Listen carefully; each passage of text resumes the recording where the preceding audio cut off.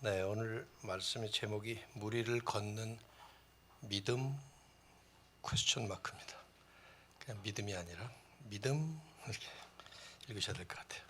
같이 읽겠습니다. 우리 성경 말씀 한번 펴셔서 한번 보도록 하시죠.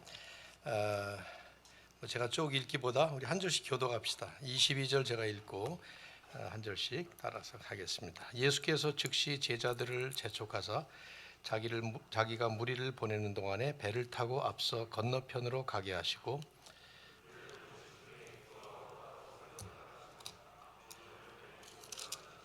배가 이미 육지에서 술이나 떠나서 바람이 거스름으로 물결로 말미암아 고난을 당하더라. 제자들이 그가 바다 위로 걸어오심을 보고 놀라 유령이라 하며 무서워하여 소리 지르거늘 베드로가 대답하여 이르되 주여 만일 주님이시거든 나를 명하사 물 위로 오라 하소서 하니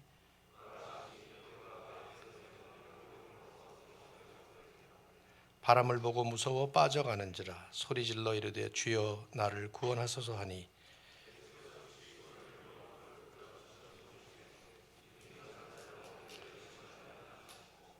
배에 함께 오름에 바람이 그치는지라 배에 있는 사람들이 예수께 절하며 이르되 진실로 하나님의 아들이로소이다 하더라. 아멘. 하나님 귀한 아침 주셔서 감사합니다. 우리에게 생명 주시고 또 이 맑은 아침 주시고 살아갈 수 있는 소망을 주신 하나님의 은혜인 줄로 믿습니다.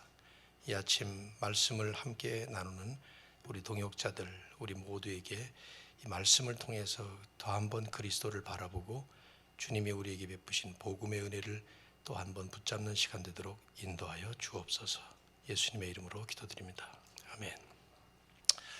얼른 생각하면 믿음이라고 하는 것은 이제 종교인들, 특별히 이제 기독교인들만의 이 전유물 같은 생각을 하기 쉽지만 사실은 모든 사람들이 다 믿음을 바탕으로 삽니다. 기독교인들은 뭐 말할 것도 없고 안 믿는 사람들조차도 다 믿음으로 살죠. 너무 쉬운 예들이 수도 없이 많습니다. 예를 들면 오늘 자동차를 타고 오신 분들 믿음으로 오신 겁니다.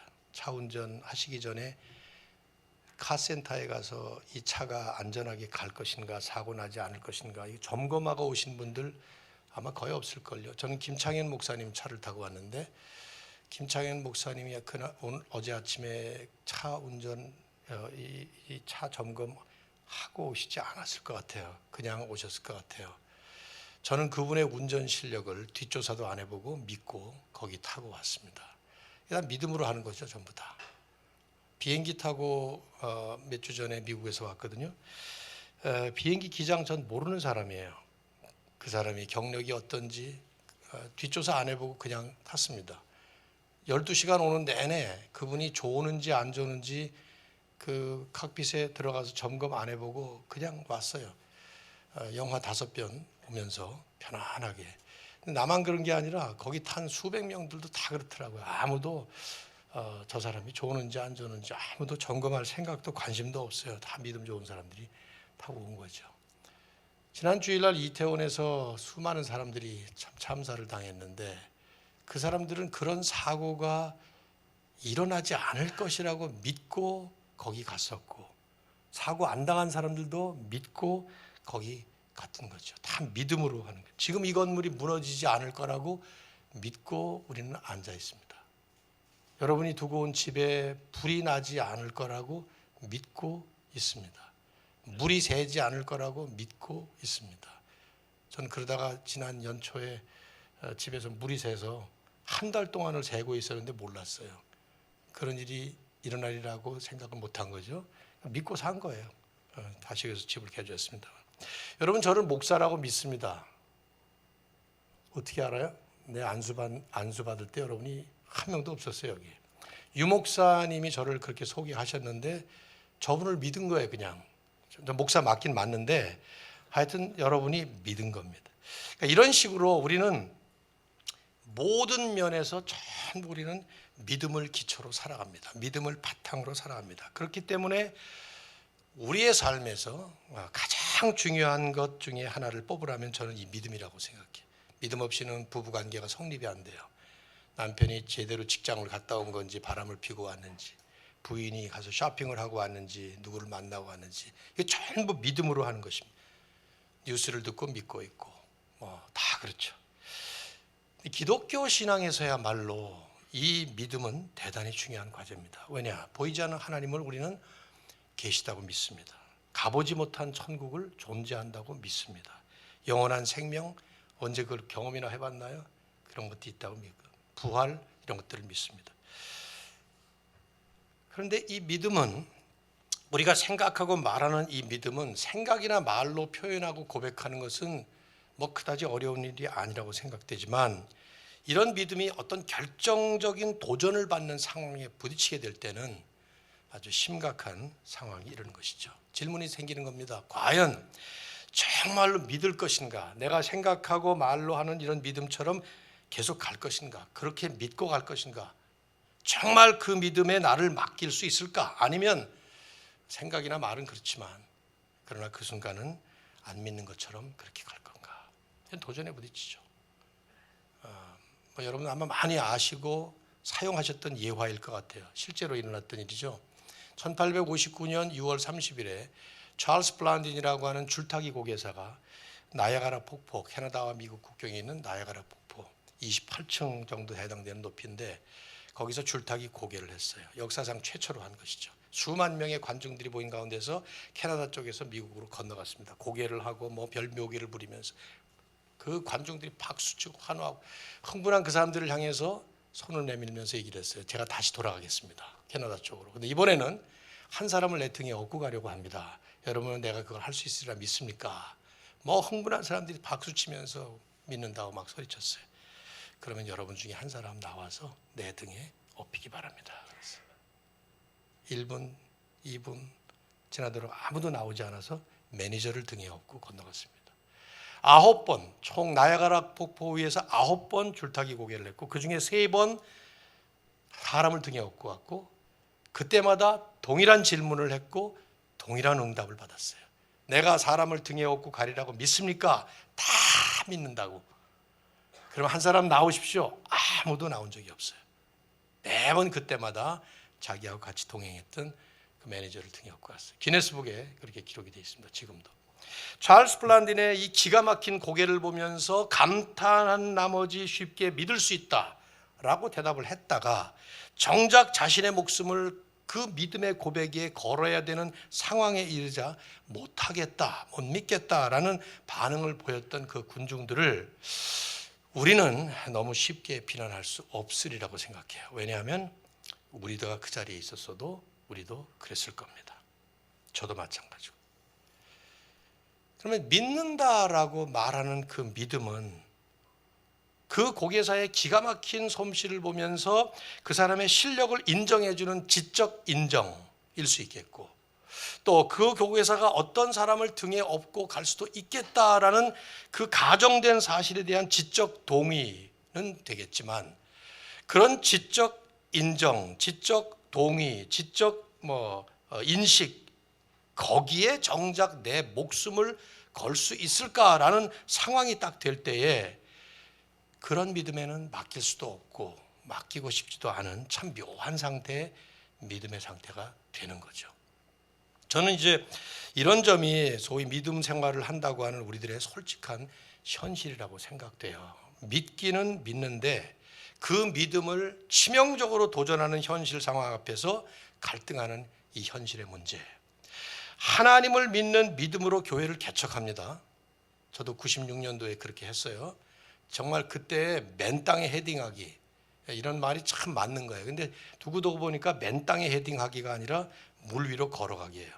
맨 땅에 헤딩은 머리나 딱딱하면 괜찮아요. 그래도 그리고 붕대 가면 돼. 근데 물 위로 걸어가기, 오히려 그게 맞는 것 같아요. 이런 본문들을 보면 말이죠. 그러니까 하나님을 믿는 믿음으로 교회를 개척하는 거예요. 개척하신 분들 계시죠? 하실 분들이 있죠? 할까 말까 하는 분들이 있죠? 이렇게 오신 겁니다. 그런데 그렇게 걸어가는데 생각지 못한 도전에 부딪힙니다. 엄청난 시련과 문제를 만납니다. 건강 문제 생겨요, 재정 문제 생겨요, 가정 문제 생겨요. 뭐 여러 가지 문제를 만날 때, 그럴 때 개척 이미 하신 분들 어떻든가요, 여러분들? 계속 믿음으로 밀고 나갈 수 있습니까? 아니면 포기해야 됩니까? 여전히 하나님을 잘 믿어지시던가요? 흔들림 없이 당당하게 그렇게 가게 되시던가요? 그러니까 기도해야죠. 그래요. 근데 기도하는데 응답이 안 오고 오히려 더 상황이 더 나빠져. 그럴 때 또 어떻던가요? 우리는 과연 계속 믿어야 되나 말아야 되나, 뭘 믿어야 되나, 어떻게 믿어야 되나, 이런 고민, 현실적인 고민, 치명적인 고민들이 우리 앞에 계속 나서게 됩니다. 이건 저는 인생 살아가면서 한두 번이 아니라고 생각해요. 끊임없이 우리가 부딪히는 믿음과 현실의 갈등과 고민이라고 생각해요. 아주 현실적입니다. 저는 오늘 이 본문이 그런 부분을 우리들에게 잘 펼쳐주고 있다고 생각해요. 스토리라는 장르는 그 안에 메시지가 담겨져 있잖아요. 제가 이렇게 지금 설교하는 것 같은 설명이 없습니다. 그래서 스토리 자체에서 그 메시지를 잘 읽어낼 필요가 있는데, 오늘 이 스토리를 전 마태복음을 택했는데, 이 스토리는 마태만 아니라 마가와 요한도 기록을 하고 있습니다. 전부 다 오병 이후 그 이적 사건 직후에 일어난 사건으로 묘사를 합니다. 뭐 우리가 긴 시간이 아니기 때문에 전 짤막하게 좀 이렇게 가능한 대로 빠른 속도로 본문을 쭉 한번 펼쳐나갔으면 좋겠어요. 예수님이 오병 이후 저녁 식사를 마치신 다음에 제자들을 태워서 빨리 배를 타고 갈릴리 건너가게 했습니다. 요한복음에 보면 그 이유가 나옵니다. 그리고 주님은 산에 올라가셔서 밤늦게까지 기도하셨는데 무슨 기도인지는 모르지만 마태는 본문을 보면 따로 산에 올라가셨다, 혼자 계셨다. 그 예수님이 혼자서 하나님 아버지와 독대하시는 그 장면을 보여주는데, 마태복음에는 그렇게 혼자 기도하셨다는 것이 여기와 26장의 겟세마네밖에 안 나옵니다. 그걸로 봐서 나중에 일어나게 될 그 십자가 사건을 지금 여기서 예표적으로 보여준다고 해도 그다지 무리는 없을 거라고 생각해요. 제자들을 태운 배가 쭉 바다 위로 갔어요.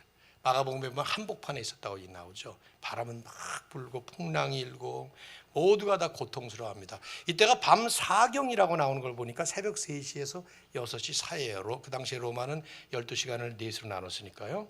그러니까 계산을 해보면 전날 오병이어로 저녁 식사를 하고 곧바로 배를 탔으니까 저녁 7시, 8시쯤 배를 탔을 거고, 지금 새벽 3시, 4시 사이니까 무려 7시간 넘게 온 거예요. 갈릴리는 그렇게 큰 바다가 아닙니다. 금방 건너갈 수 있는데, 이 말은 무슨 말이냐면 바람 불고 풍랑 일고 그러니까 어렵게 겨우겨우 시속 한 1마일 정도로 이렇게 온 거나 마찬가지죠.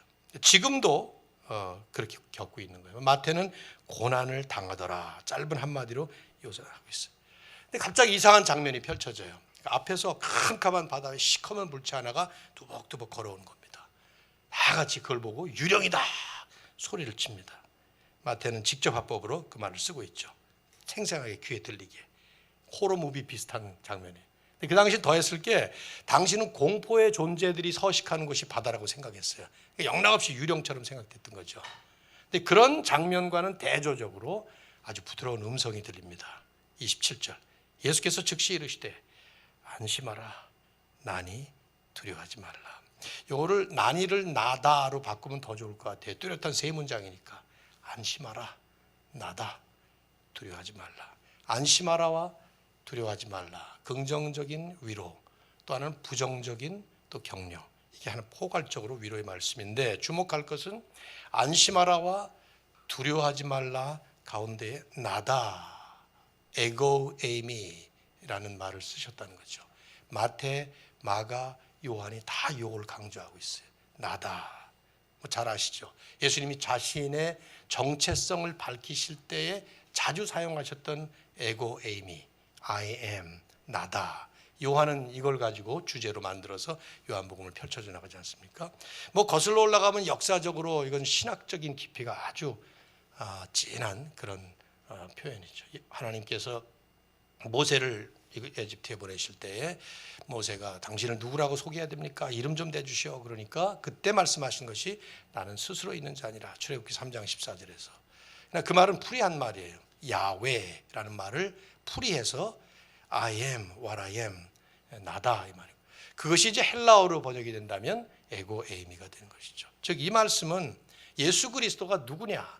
예수 그리스도는 영원부터 자존하시는 하나님께서 육신을 입고 이 땅에 내려오신 바로 그 하나님이다 하는 그 자기 계시의 표현으로 사용하신 것이 바로 나다입니다. 마태는 분명히 지금 이 장면은 완전히 호러 무비의 장면으로 쫙 펼치면서 그 가운데 우뚝 든든하게 하나님의 임재하심을 표현하시는 표현으로 안심해라, 두려워하지 말아라, 내가 중심에 있다 하는 것을 뚜렷하게 보여줍니다. 교회에서 만일에 저보고 설교하면 저는 이 포인트를 가지고 많이 아마 적용할 수 있을 것 같아요. 오늘 이 현장에는 그 다음 장면이 훨씬 더 맞다고 생각을 해요. 마가와 요한은 여기서 끝냅니다. 그런데 마태는 제2막의 스토리의 그 다음 장면을 펼칩니다. 마태가 중요하게 여겼기 때문에 그랬겠죠. 그래서 베드로가 끼어든 이야기를 얘기하는 거예요. 문학기법상 기승전결의 원리로 볼 때 분명히 마태는 이 두 번째 이야기를 훨씬 더 강조하고 싶었던 것이 아닐까 생각이 돼요. 그래서 우리도 거기에 초점을 맞추시면 좋을 것 같은데, 바다 위로 걸어오는 그 물체가 유령이 아니라 예수님이라는 것을 확인하는 순간 베드로가 불쑥 나서면서 요청을 하죠. 28절, 주여 만일 주님이시거든 나를 명하사 물 위로 오라 하소서. 베드로가 이런 식으로 보여지는 모습이 너무 잦아서 우리는 선입견이 있을 수밖에 없어요.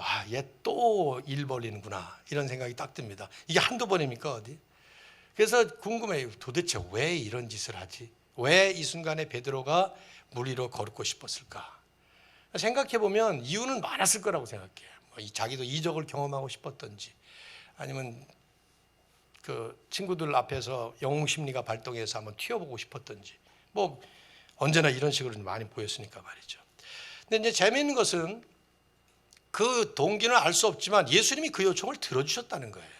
그걸로 봐서 베드로가 요청한 그 자체가 잘못됐다고 볼 수는 없죠. 잘못됐으면 주님이 헛소리 많이 하고 그 자리에서 그냥 내쳤을 텐데 받아주신단 말이에요. 오히려 제가 생각할 때는 다른 사람들은 다 유령이라고 벌벌 떨고 있는 상황에서 베드로가 이런 요청을 했다는 게 높이 살 만한 용기가 있는 모습이다라는 생각이 들어요. 저는 그건 제 생각이고, 본문이 우리를 주목시키고 있는 부분은 이 순간에 베드로가 예수님만 보고 있었다는 사실이죠. 그가 말한 말을 다시 보세요. 28절, 주여, 그는 주님을 주여라고 부르고 있어요. 만일 주님이시거든 나를 명하사 물 위로 오라 하소서. 여러분 곱씹어 보십시오. 이 말의 뜻은 당신이 정말 주님이시라면 당신은 나도 물 위로 걷게 하실 수 있는 분이라고 나는 믿습니다 하는 표현이죠, 이것이. 그죠? 그리고 주님께서 허락하신다면 나도 분명히 그 기적에 동참할 수 있어서 걸을 수 있을 거라고 믿습니다. 베드로의 믿음의 표현이에요. 그 믿음이 잘못됐던 좋은 믿음 간의 믿음의 표현이에요. 그래서 내게 명령하소서, command me to walk on the water, 이렇게 표현했어요. 나로 하여금 물 위로 걸으라 하소서. 그 주님의 명령에 자연도 순종해요. 자연 법칙, 과학의 법칙들 다 순종하는 그 주님인 것을 믿고 명령하신다면 내가 걷겠습니다. 안 하신다면 나 안 가겠습니다. 그런 뜻이니까 주님의 권위도 인정해요. 주님의 그 명령의 효과도 믿어요. 이런 믿음의 요청을 한 것이죠. 믿었기 때문에 요청한 것이고, 믿은 대로 실천하려고 하는 순진한 모습을 보이고 있습니다. 이건 영락없는 사실이에요. 그래서 주님도 간단히 오라 한마디 딱 해. 이 주님의 오라를 너무 우리가 확장할 수는 없겠죠. 주님이 오라 하시는 이 말씀이 베드로의 요청의 정당성을 입증하는 허락이라기보다는 오히려 우리는 순진한 믿음의 발을 내디디려는 베드로의 요청을 격려로 받아주시는 주님의 모습을 볼 수가 있습니다. 우리도 그런 경험 좀 많이 합니까? 어떨 땐 뜻도 모르고 막 기도하는데 들어주시는 거, 그거 그냥 한번 해봐. 골탕 먹고 그 다음에 이런 거 요청하지 마. 이런 뜻이 아니라 오히려 그 다음 순간에 바닷물에 빠져서 허우적거리면서 창피스럽게 아우성칠지언정 믿음의 발걸음을 순진하게 옮기겠다는 그 모습을 받아주시는 그런 하나님의 모습. 베드로가 내려서 걷기 시작합니다. 근데 30절 중요한 단어 하나가 빠졌어요. 그러나가 빠졌어요. 그러나 바람을 보고 무서워 빠져가는지라. 여기서 바람을 보았다는 얘기가 아니라 처음 보았다는 얘기가 아니라 아까도 바람은 있었어요. 몇 시간째 지금 바람과 싸우고 있습니다. 근데 그때는 예수님께 집중하다 보니까 바람 같은 건 눈에도 없었어요. 안중에. 근데 지금 갑자기 예수님이 아닌 바람에게 눈이 꽂히기 시작했어요. 뭐 초점이 바뀌었다고 할까요? 주님만 바라보았을 때는 용기 있게 믿음으로 발을 디뎠는데 그만 바람을 보고 파도를 만나고 물결이 얼굴에 튀고 그러면서 갑자기 베드로는 수십 년 동안 갈릴리에 노련한 어부로 살았던 경험이 되살아나면서 이게 얼마나 무서운 상황인지를 깨달은 거죠. 그래서 무서워 빠져가는지라. 필립스 영어 성경을 보면 he panicked, 그런 공황 장애가 왔다, 이런 말로 표현을 했어요. 예수님께 집중되었던 믿음의 초점이 바람에게 옮겨지자 그 믿음은 두려움으로 바뀌고 두려움은 바다 밑으로 가라앉는 시작이 됐던 거예요. 마태는 그걸 그림으로 그립니다. 무서워 빠져가는지라. 여러분, 물에 빠질 때 무슨 이렇게 빠집니까? 어떻게 빠집니까? 풍덩하고 쑥 들어가 버리잖아요. 근데 마태는 지금 그림을 빠져가는 그 과정을 우리에게 그려주고 있는 거죠, 독자에게. 노파심에서 이렇게 질문을 안 해볼 수가 없어요. 쉽게 드는 생각이 둘 중에 하나일 거라고 생각해요. 이 장면을 보자마자 만약 우리가 개인적인 큐티를 한다면 영락없이 둘 중에 한 생각을 할 것 같아요. 첫째는 베드로는 바람을 보고 무서워하지 말았어야 돼. 그래야 물에 빠지는 이 창피를 면할 수가 있어. 계속 주님만 바라봤어야 돼. 그렇죠? 또 하나는 애초부터 뛰어들지 말았어야 돼. 이게 주제를 모르고, 그래서 우리는 분수를 좀 알고, 개척은 무슨 개척? 죄송합니다. 이런 표현이 갑자기 나오네요. 분수를 알고 그냥 이런 욕심내면 안 되는 거야. 그런 거 할 사람 따로 있는 거야. 뭐 이런 식으로. 하나는 무모하게 욕심내지 말자. 또 하나는 믿음으로 신뢰하고 끝까지 주님을 향해서 걸어가자. 뭐가 맞을까요? 제 질문이 이거예요. 그 두 가지가 그 중에 하나든 둘 다든 간에 마태가 전하려고 하는 메시지일까? 이 질문을 해보게 됩니다.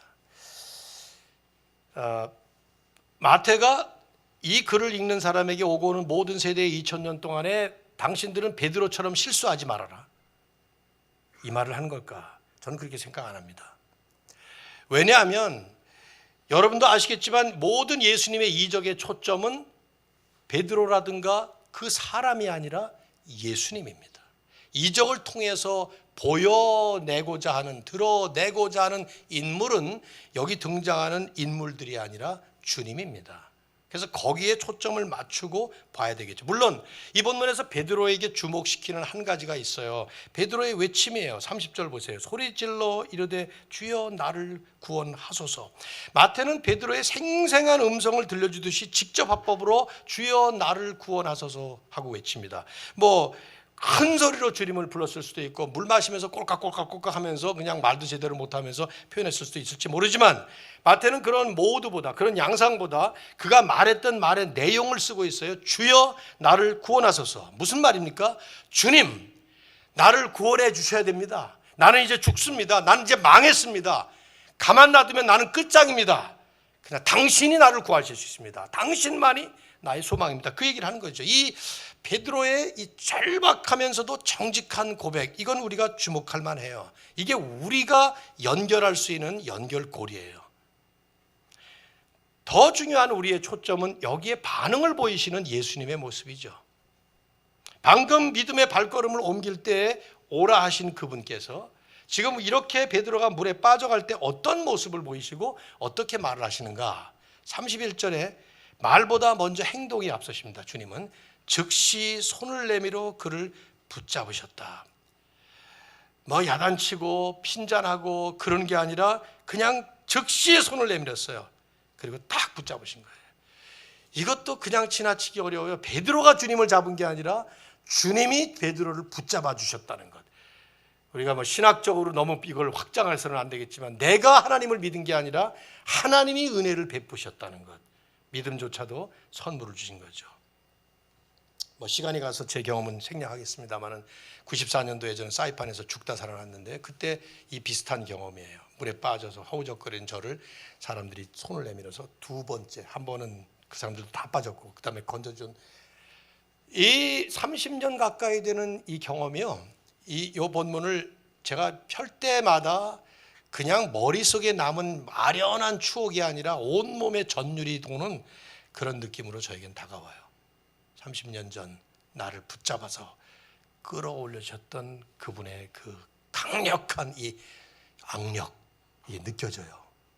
저는 베드로가 이 사건 이후에 몇십 년을 가서 마지막에 십자가에 거꾸로 달려 순교할 때까지 갈 수 있었던 많은 비결 가운데 하나는 이때의 이 주님, 나를 구원해 주신 이 주님, 내 손을 잡아주시고 힘있게 끌어올려줬던 그 주님, 나는 이것이 경랑을 파도를 헤치고 나아갈 때마다 베드로가 기억했었지 않았을까 하는 개인적인 묵상도 해보았습니다. 주님 말씀하십니다. 어찌하여 의심하였냐, 믿음이 작은 자요 하면서 이 말이 참 우리의 귀에 거슬리죠. 믿음이 작은 자요. 근데 이거 우리가 믿음이 작다, 크다, 분량이나 사이즈를 얘기하는 것 아니라는 것 여러분 아시죠? 그게 너희가 좀 더 많은 믿음 가져야 된다, 더 큰 믿음으로 성장해야 된다. 참 과거에 그 얘기 많이 들었습니다. 그래서 모든 게 다 내 잘못이에요. 전부 잘못된 건 내 잘못이에요. 다 잘된 거는 하나님의 은혜고 뭐 이런 식으로 짜증났어요. 막 그런 교리를 들을 때마다 어떡하라는 거야, 믿음이 안 자라는데, 이런 생각 들었는데 성경 자세히 보면 그 뜻 아니라고 생각해요. 여기서 내 믿음이 작은 자여 할 때에 그 말은 내 믿음이 초점이 아니라 내가 믿고 있는 믿음의 대상이 초점인 거죠. 네가 바라보고 걸어왔던 그분이 누군데, 이 얘기를 다시 지금 상기시키는 거예요. 그래서 왜 의심하느냐 하는 말씀을 하는 건데, 내가 보고 있는 그분, 내가 누구냐, 여전히 나를 바라봐야지, 그 얘기를 하시는 거죠. 즉 이 말씀은 예수님이 어떤 분이신지를 분명히 알고 분명히 믿고 있다면 바람, 파도, 뭐 이런 상황 이게 악화돼도, 아니 악화되면 악화될수록 오히려 더 변함없이 바라봐야 될 분은 그분이다 하는 것을 역력히 보여줍니다. 참 복음성가 가사 잘 썼어요. 힐송 찬양들이 그렇게 가사들이 딱 마음에 드는 게 많지는 않지만 이 찬양, 주 품에 품으소서, 거친 파도 날 향해 와도 주와 함께 날아오르리. 그 다음 가사가 여기에 맞다고 생각해요. 폭풍 가운데 나의 영혼 잠잠하게 주를 보리라. 주님이 이를 데리고 배 위로 올라가십니다. 사람들이 다 같이 외칩니다. 당신은 진실로 하나님의 아들이소이다. 이적의 클라이막스는 어떤 이런 기가 막힌 매지컬 액션이나 바람이 쫙 잔잔해지는 어떤 경이로운 현상보다도 마지막 이 장면을 목도한 경험한 사람들의 고백이죠. 당신은 진실로 하나님의 아들이십니다. 마태복음에 처음 등장하는 당신은 진실로 하나님의 아들이십니다. 이 고백이 계속 나오죠. 이제 베드로를 통해서 다음 장에 또 한 번, 백부장의 입을 통해서 또 한 번 나오죠. 뭐 시간이 나갔는데요. 두 가지 메시지를 정리할 수 있다고 생각하는데 하나만 잠깐 얘기하면, 우리에게 다가오는 메시지, 우리에게 적용할 수 있는 메시지, 예수 그리스도는 믿음의 발걸음을 하나님의 자녀들이 갈 때에 경험하는 많은 실패와 심한 좌절 속에서도 우리를 끝까지 붙잡아 주시는 은혜의 주님이시다 하는 것입니다. 예수님을 보고 물리로 걸으려고 했던 베드로는 주님을 믿었기 때문에 간 거예요. 나도 주님과 함께 동행해 보겠다는 순진한 믿음의 발걸음 옮긴 겁니다. 주님도 오라고 부르셨습니다. 그래서 응답했고 부르심에 순종하는 마음으로 갔습니다. 그래서 선교지로 나가는 겁니다. 그래서 목회자가 되는 겁니다. 그래서 교회 개척을 하는 겁니다. 주님을 믿기 때문에. 그렇지 않아요? 여러분은 안 그렇습니까? 하나님을 신뢰하기 때문에 믿음의 발걸음을 내디딘다고 개척하는 거예요. 물 위로 걸어가는 겁니다. 저도 96년도에 그렇게 했던 기억이 역력해요. 그런데 바람이 불어와요. 파도가 칩니다. 불안해지고 초조해지고 계속 마음이 낙담됩니다. 예수님만 바라보고 발을 디뎠을 때, 시작했을 때는 안 그럴 것 같았는데 결국은 창피스럽게 10년, 20년 내가 이걸 왜 했지? 하지 말걸 하는 생각이 듭니다. 그러면 우리는 더 큰 믿음을 가져야 되나? 저는 그렇게 이 말씀이 우리에게 하고 있다고 생각하지 않아요. 그게 우리의 현실이다를 보여줍니다. 그게 현실이에요. 교회가 크건 안 크건, 소위 세상 사람들이 말하는 성공을 하건 실패를 하건, 따옴표 안에 집어넣어야 될 단어들이죠. 이게 목사인 우리의 현실이에요. 강한 믿음으로 당당하게 무리를 계속해서 실패하지 않고 걸어가면 좋겠는데 우리는 실패합니다. 교회를 크게 성장시킨 사람들은 그 나름대로 다른 실패가 있습니다. 그러지 못한 사람들은 또 그러지 못한 사람대로 실패가 있습니다. 왜? 실패는 우리 인생이 반드시 겪는 우리의 과정입니다. 근데 기억해야 할 게 뭐냐? 주님은 우리를 실패로 보지 않는다는 것. 주님은 우리를 기억하신다는 것. 믿음이 작은 자여 왜 의심하였냐? 이거 주님의 책망이 아니에요.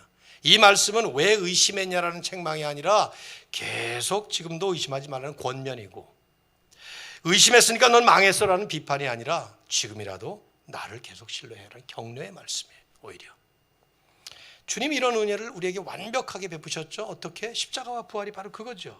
2000년 전 제자들에게, 2000년 전 베드로에게만 찾아오셨던 게 아니라, 이 사람만 건져준 게 아니라 주님은 하나님의 백성들이, 우리들이 하나님을 따를 때 갈 수 있는 길을 이미 열어놓으셨어요. 우리를 위해서 이 땅에 찾아오셨고, 죄로 인해서 온갖 종류의 실패와 괴로움을 겪을 우리들을 위해서 십자가 위에서 죄와 인생의 모든 무거운 짐을 다 짊어지시고 올라가셔서 한 번에 완벽하게, 영어로 once for all 이런 말을 쓰죠. 한 번에 완벽하게 치러주셨어요.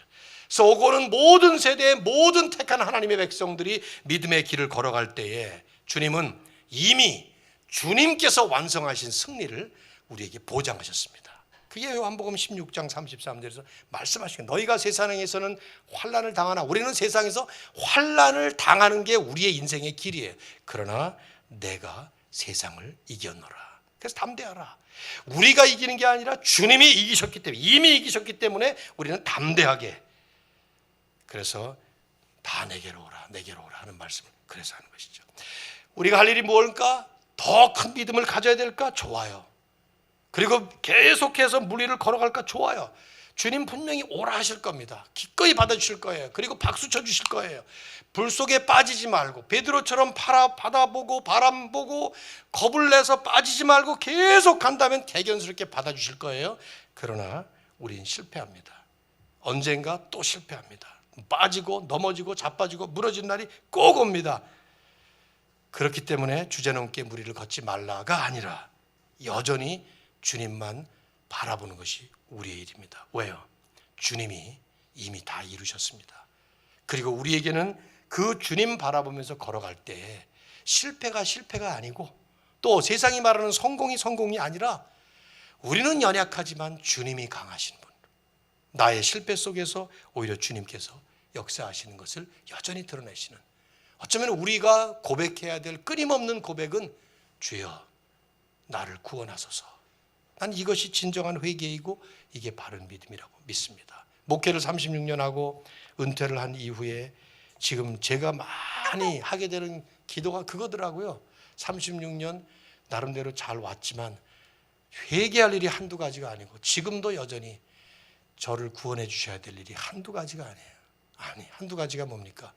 처음부터 끝까지가 다 주님, 오늘도 나를 구원해 주십시오. 당신만이 나의 소망입니다.